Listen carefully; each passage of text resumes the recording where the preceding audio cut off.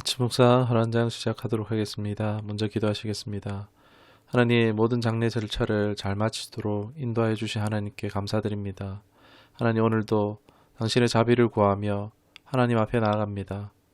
예수님, 주의 영으로 우리를 충만하게 하옵시고 우리를 가르치시고 바르게 인도하여 주옵소서. 우리의 상한 마음들이 정돈되어지고 또 일상에 집중하는 회복의 은혜가 있게 하여 주옵소서. 계속해서 사무엘하 이야기를 묵상합니다. 우리가 겪는 일상과 고난과 별 다를 바 없음을 발견합니다. 말씀이 주시는 교훈을 깨닫기를 다윗의 결점을 통해 나의 역할을 어찌하면 더 잘할 수 있을지 발견하고 깨닫는 은혜가 있게 하여 주옵소서. 예수님의 이름으로 기도드리옵나이다. 아멘. 오늘 함께 하실 말씀은 사무엘하 13장 21절 한 절의 말씀 보도록 하겠습니다. 다윗 왕이 이 모든 일을 듣고 심히 노하니라. 아멘. 오늘 말씀의 제목은 다윗 집안이 왜 이 모양이야? 라는 제목으로 말씀 나누도록 하겠습니다. 앞서 사무엘하 12장에서 우리아의 아내 바세바를 범한 다윗에게 이 하나님께서 회개를 받아주셨지만, 그래서 죽음은 면하긴 했지만 죄책을 피할 수는 없었습니다. 나단 선지자를 통해서 다윗의 집안에 재화가 있을 것이다 라고 말씀하셨습니다. 그리고 이어서 이제 사무엘하 13장은 여러 부인들과 사이에서 나온 다윗의 자녀들의 이야기로 이제 이복 형제들 사이에 발생하는 사건을 다루고 있습니다. 다윗의 후계자가 되어지는 암논이 이복 누이인 다말에 대한 정욕을 품고 상사병에 걸리게 되는데, 이 암논이 심히 병든 채하에서 아버지를 속이고 이제 다말로 간병케 하게 했는데 침상에 끌어들여서 겁탈하고 맙니다. 그리고는 내쫓아버리고 아주 미워합니다. 이에 다말의 친남매였던 압살롬이 복수를 결심하고 결론은 암논을 죽이고 압살롬은 왕국을 떠나버리는 이런 내용을 13장에서 담고 있습니다. 여러분, 모든 것이 완전할 것 같은 이 다윗의 삶에 큰 오점이 있습니다. 바로 자녀 문제입니다. 그러나 자녀 문제가 문제에 앞서서 자신의 문제가 있죠. 자신의 일로 비롯된 화였다는 것입니다. 이 바세바 사건이 어떻게 일파만파 영향을 끼쳤는지를 13장에서 엿볼 수 있습니다. 이 13장의 내용은 드러나는 모습만 봐도 충격적이지만 자세히 보면 더 충격적입니다. 1절에 암논은 이복누이 다말을 사랑한다라고 합니다. 여러분, 암논과 다말은요 이복 남매지간입니다. 그러나 암논은 이런 천륜에도 불구하고 자기의 동생에게 욕정을 품었습니다. 여러분, 당시 모세 율법으로 인해서 이복 형제의 결혼은 금하고 있었습니다. 그런데 곧 암논은요 불붙는 욕정의 사람이었다는 것을 말해줍니다. 그러니까 근친상간하고 싶었던 것입니다. 여러분, 이것이 인간의 부패한 본성이죠. 끊임없이 어떻습니까? 금단의 열매를 탐한다는 것입니다. 오히려 금지함이 강할수록 더 큰 욕망에 사로잡히는 거죠. 2절에 보면 암논은 이를 인해서 상사병에 걸립니다. 그런데 이를 또 잘 보면 더 과간입니다. 그가 처녀이므로 어쩔 수 없네 라고 말합니다. 이게 무슨 말입니까? 다말이 처녀만 아니었으면 얼마든지 관계했을 것이다 라는 의미죠. 이는 또 다윗 왕국 내의 생활이 어땠을까라는 것을 추측해 볼 수 있습니다. 문란했을 것이다라는 것을, 문란이 지금 틈타 있다는 것을 보여준다라고 할 수 있습니다. 이를 본 암논의 친구 요나답이 등장하는데 이 다윗의 형 시므아의 아들입니다. 이 성경은 이 자를 심히 간교한 자라고 말합니다. 이 뱀을 간교하다라고 하죠. 똑같은 말입니다.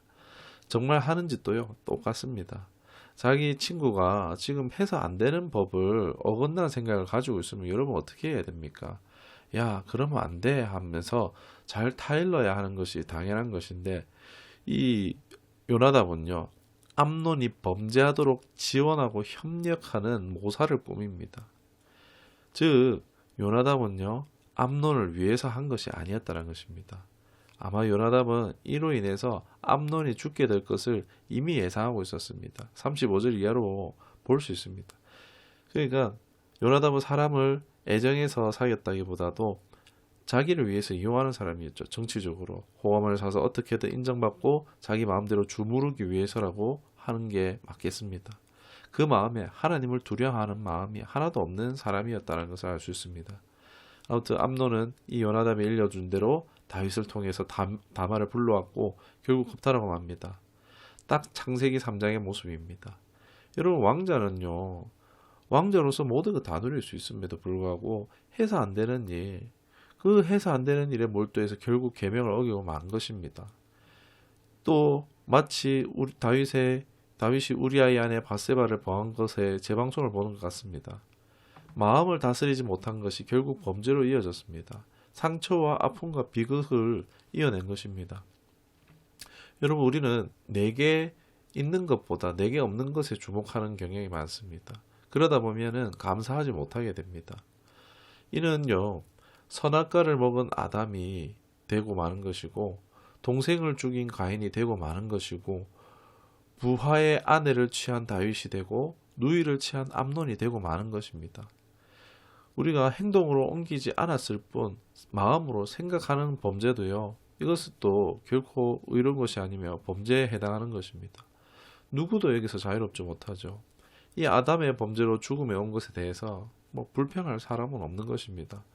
다윗으로 인해 그의 가문에 마치 창세기에 마귀가 뱀을 틈타서 간교하게 속여서 범죄한 것처럼 마귀는 요나담에게 틈타서 속였고 이로 범죄하게 한 것입니다. 이 틈탄 것이죠. 그 사건 뒤에 암논은 다말을 오히려 미워했습니다. 내쳐버리죠. 즉 사랑한 게 아니었고 정욕에 빠져 있었던 것입니다. 이로 인해 아름다웠던 다말은 큰 상처를 받았고 채색 옷을 찢고 죄를 뒤집었습니다. 평생 결혼도 하지 못하게 된 것이죠. 한 인생이 비참하게 망가지고 만 것입니다. 그러나 오늘 말씀의 본문에 읽었던 것처럼 주목되는 것은요, 다윗이 듣고 노하긴 했어요. 화가 났다는 거죠. 근데 아무런 조치를 취하지 않아요. 분하지만 아무것도 못하는 건가요? 이게 정상적인 걸까요?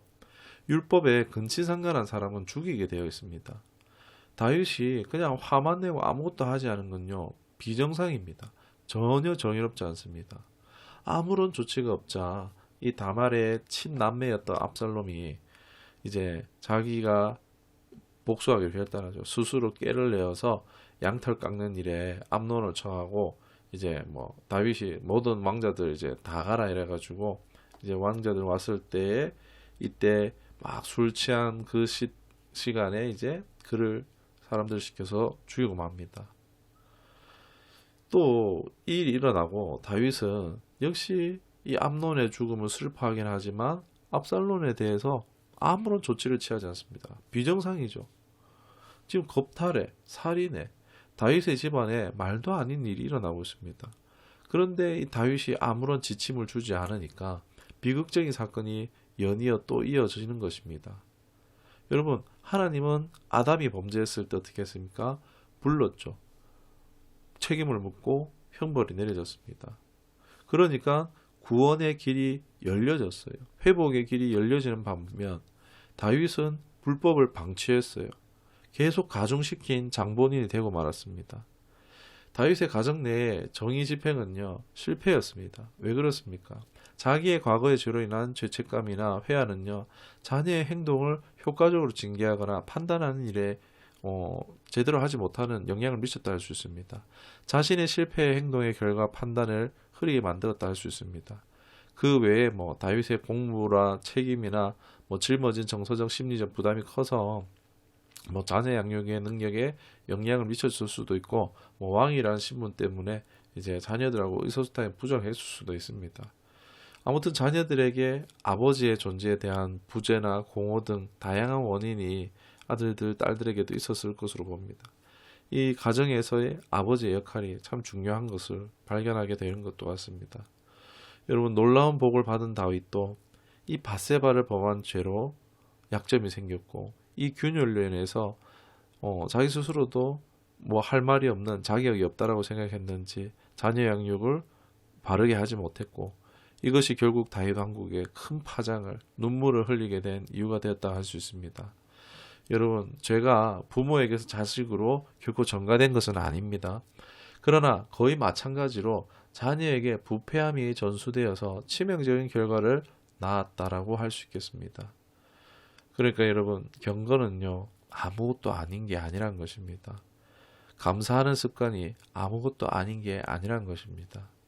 내가 무너지면 내 가족, 내 자녀가 해를 입을 수도 있는 것입니다. 죄가 전가되는 것은 아니지만 다윗처럼 자격지심이 부패함을 키웠고 파괴적인 결과를 가져다 주는 것입니다. 이런 과정을 통해서 나단을 통한 하나님의 예언은 성취되고 있음을 봅니다. 우리가 경건에 감사에 그것이 당장 유익이 없어 보이나 이것이 우리를 지켜줍니다. 우리가 경건의 생활에 힘쓸 수 있기를 주님의 이름으로 축원합니다. 말씀을 생각하시면 기도하겠습니다. 하나님, 어떠한 사람이든 신분야와 상관없이 가족 관계를 벗어나는 일은 없습니다. 오늘 말씀에 믿음에 성공했던 다윗이 정욕에 약한 약점과 범죄함으로 인해서 그것이 죄책으로 작용했고 좋은 부모로서 역할을 감당하지 못한 것에 기인해 이 자식 간에 비참한 일들이 발생했을 봅니다.